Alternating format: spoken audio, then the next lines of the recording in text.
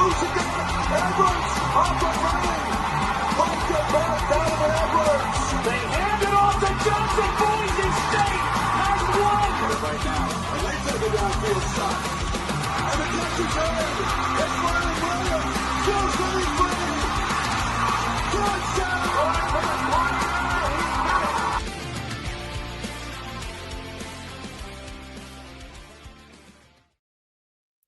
All right, everybody, welcome into another edition of the Gridiron Uncensored podcast. It's just me, Brennan, today. And obviously, we're talking about SMU. We're rolling through the rest of the ACC. Only two teams left, talking, obviously, SMU, and then we got Clemson after this episode. So we appreciate you guys tuning in, SMU fans. Great season last year. And, it's just, I thought it was so cool because I used to do some of the video game, like college football NCAA 14, and then college football 25. I would do some like video game edits and stuff like that, and I'd put those out, on Instagram. And they used to do pretty solid, but it just got too much. Either way, one of the last ones I did was I did an SMU season challenge, like one season challenge, their first season in the ACC. How well could I do? And I got to the ACC championship game, but I couldn't freaking win it. And, well, I'm sorry, because I guess that came true. But I think you guys will take what happened last season, 11-3. And I kind of like to go back before we go forward. 11-3, really just a great year. Early on, you had that struggle with, going on with Preston Stone. I'm still not sure what all that's about. So if you want, hit me up in the comments. Just strange because Stone had such a nice season the year prior. Either way, it's done now. He's gone. Take the loss to BYU, 18-15. It was a tight one. And then you go out and you just go on a roll, blowing out TCU, Florida State, close win against Louisville. You're winning the tight games that you need to in a tough conference where people were like doubting you completely that you had no chance going into one of the power leagues. And you guys have the money. You guys have the backing. You guys have everything that a program needs, to be successful. And it's still showing in the recruiting trail. So then, obviously, you go in, you take the loss to Clemson, just a tough loss. And then we know what happened against Penn State. You were moving the ball, and from the outside, we're all outside looking in. I'm a Michigan fan, though I am coming to you from Killeen, Texas. You can probably guess why. I need to get up and see an SMU game one of these days. But either way, from the outside looking in, I didn't think you were as outmatched as people say. And, people like to really just get over sensationalized on the social media platforms. Like, SMU doesn't belong. They're shit. They're trash, or all these things. They didn't deserve to be in the playoff. Yes, they absolutely deserved to be in the playoff, and they did. And it was just just bad passes in those key moments. And really, I think just Jennings trying to force it and just trying to show what you guys could do. So we'll talk about, the offense, defense, all that stuff. Enough about 24. We know how it ended, but it's a great building block for 2025. And you look at what you guys have coming back, coaching changes, no significant changes to the staff. You did hire, and I'm talking offensive coordinator, defensive coordinator, coaching like that. That's what I'm talking about. That's really what I look at, because we don't get as micro as some of these other guys do. And some of those guys do great job at that. I just don't have the mental capacity or the time to deal with it right now, and the kids and everything else. So I look at it just like normal football fan, but maybe a little more depth than what you do at, talk in the garage. But no significant changes to the main core of the coaching staff, which is super important to me. And I usually have four, tenets of what's a championship competing squad. You've got continuity of staff. You've got good returning production. Well, you've already got one. The second one, good returning production. That's 2. You're up at 60% per Bill Conley. You got a veteran quarterback. That's 3. What about the schedule? That's the 4th thing, and we'll talk about that later. So when you look at that, you bring in it's the same coaching staff. You bring in McHugh for player personnel, apparently a big rising star in the state of Texas. When you're talking about, from the high school ranks, and just somebody that knows football and knows Texas football. and you're trying to keep that culture. Even though you're playing the ACC, you got to keep that culture. It's who you are. Texas is Texas. You got to keep it that way. So I think that's an important piece. And then you look at the transfer portal, and we'll pull that up. Well, I'll pull it up on my end. Now, transfer portal wise, 41st class, and that's really good compared to some of these others that we've gone through. And you 20 in, so I mean that's a nice class. 17 out. You bring in more than left, and you're bringing in guys from across the power four. You're bringing in guys from the group of 5 types. It's a really nice class, and it does everything that you need. Nothing like insanely flashy or whatever. Like we just covered Miami, and they're out getting the big dogs, and they're throwing money around like crazy. But these guys, I think, fit the mold of what SMU needs. So again, 20 in, 17 out. Kill Washington, Will Spencer, Barker, Chris Johnson. Those are all key guys that I saw.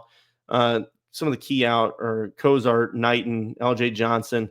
Those kind of LJ Johnson one, I believe, was pretty late. Went over to Cal because Cal lost like their entire running back class, which was crazy.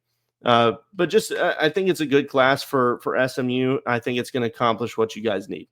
Now we're going to move into offense. And we'll talk about that real quick and just what we see. Again, we talk about returning production. Kevin Jennings comes back. That's crucial. I don't care what anybody says. If the moment was too big for him, who gives a fuck? He got you to the playoffs. The guy, if you give him some more time and let him settle in, he knows he's going to critique himself. He knows what's going on. And there's a report in the offseason. I believe it was, I think it was Chris Lowe, I believe, was the one that reported on it. But that Alabama was the one in the offseason trying to get him to come into Tuscaloosa. So that tells you everything you need to know, in my opinion. If it's true, I mean, that's what everybody's saying. If it's not, whatever, sorry. But from seeing that, and from what I saw people say, trusted sources, why would he make that up? That's impressive, and that's something he stayed at SMU. I'm excited. I'm excited to see what he does this year, and maybe go on this like revenge tour. If he can get that chip on his shoulder, that's nice. So you take the offer from Bama, whatever. You guys lost top 4 wideouts. That's tough to do, but you got good young players. You've been recruiting well. Dalen Singleton is one of the guys. Brinson's a senior, so you got somebody to pass it to. And then you got your portal wide receivers and tight ends that you have coming in. Ymir Knight coming over from JMU. Goffney from Colorado State. Those are good teams in the group of 5 and guys that produce. So I think the offense is going to be just fine. You also brought in some running backs from UCLA, Harden. Then Chris Johnson from Miami. I think he'll be in the rotation quickly. So I think the offense is going to be moving along just well. Last year, the offense was ranked 27th in the country, and the defense was 26th. So it's not like you got to move around too much to get into the playoffs. You were right there. And then you take away what happened early, that first loss to BYU, which was because some quarterback issues and trying to figure stuff out. I think you got more leeway. I think this team's going to be right in it again. And now, you get the running back situation. Johnson coming in, McFall as well, and then Jennings, of course, on the ground. So running game is going to be there. Just got to get comfortable with the wideouts and the tight ends. We'll see how that goes. But I think the tight ends are some of my favorites in the country. Hibner, I'm a Michigan guy. So I remember him on the team a couple years ago. And then RJ Maryland. I love that dude, from playing with him in the video games just to watching his tape. The guy's good. He's one of my favorite tight ends. Hopefully he's good to go this year and he's fully healthy. Looking at the defense, let's push on to that. Defenses, again, they had a strong season in 24, but you lost some good production there. But the vets are there. You still have some vets. The portal was a solid class. Again, nothing crazy and flashy, but you're bringing in dudes that can help. DJ Warner on the edge. That's huge for the front line. The defensive line's already good. The edge is solidified. You got guys there that have already played, but then the transfers coming in, like you mentioned, Warner. That's impressive. Then you got Wilson coming over from Baylor. So you got multiple people. I mentioned Washington earlier from South Alabama. That was a good team. And then Lang also from Mizzou.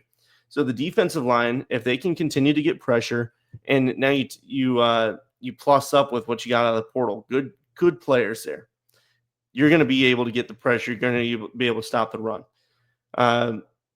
Yeah, looking at the linebacker core and the defensive backs, linebacker really, I think they just need Barker to step up. He played good at ECU last year, but I want to see how he does in this system. And cornerback, safety's strong. Safety's not an issue at all. Moses, Wacobia, those guys are good. Those are strong players.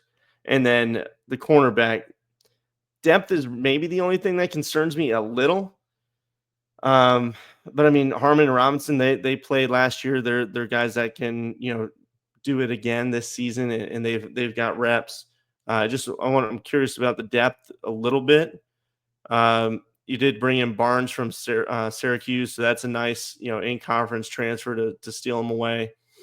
But yeah, you guys let me know, what are you seeing on the defensive side, and is depth a concern for you at the corner, or are you worried? Where's your weakness? What do you say? Because again, we're outside looking in, so we're kind of we're looking at trying to look at stats and just all these names for every single team, because we do a national podcast. So again, let us know what you guys think from the inside, and tell us from the outside looking in. Let's go ahead and let's push over to schedule, because we mentioned that 3 to 4 already between continuity of staff, good returning production, and then veteran quarterback. And then now let's look at the schedule and see what this, brings up for us. I'll pull it up on your side here in just a second. Hopefully I'll remember to bring it down, because I keep forgetting to turn this thing off as I close out the show. So now we're looking at 2025 right now, and really the start of it, you get a nice little buffer game with East Texas and kind of work out any kinks and just let your guys get loose. That's such a nice start. But then it's tough. You play Baylor, and that's a really good team out there in the Big 12. You guys know them. They're right down the road. But this is a good team. Do not undersell what this program is. I think they've got a lot going for them. And then you play Missouri State. They're new to the FBS. And then you play a solid TCU team. They've got nice offensive pieces. There's their run game that they said they need to figure out. Again, we've done previews on all the Big 12 so far. If you want to go check them out, and all of these ACC opponents outside of Clemson, that's next. But if you want to check them out on YouTube, they're there. So then you take a break, and then you hit Syracuse, which is going through a retooling right now. But that team's, I think, going to be a problem in the future with what Fran Brown's doing. Stanford, that's I'm chalking that up as a win. There's too much going on out there. They're trying to figure it out, but it's also in Dallas, so that's nice. You don't have to worry about the travel. And really, the only travel I see in those first slot of games, you're going up to Springfield, Missouri to play Missouri State. Okay. That's a cool little road trip. Not too bad. Yeah. So let's look at what's next after Stanford. Sorry, I thought I heard my kid. She's napping right now. Clemson. At Clemson. That is a rematch of the ACC title game from last year. Oh, that's going to be must-watch television. I cannot wait for that game. I have no doubt that's going to be a night game. I don't see any time situated for this one yet, as you can see on the board.